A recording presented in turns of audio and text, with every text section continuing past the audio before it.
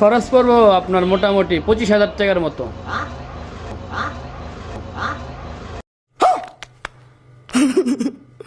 দেখতে দেখতে বন্ধ হয়ে গেছে। কবে বন্ধ হয়েছে? সপ্তাহখানিক হচ্ছে।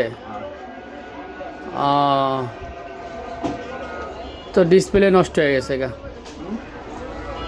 দেখতে দেখতে বন্ধ হয়ে গেছে। হ্যাঁ, চার্জ ওঠে না।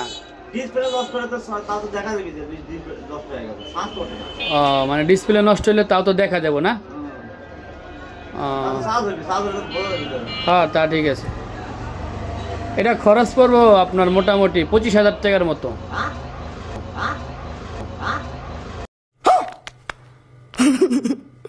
25,000 টাকার মতো খরচ পড়বো। যে মোবাইল নিয়েছেন ঠিকই আছে করবেন। আচ্ছা দেখেন, 25,000 টাকা হলে আয় না।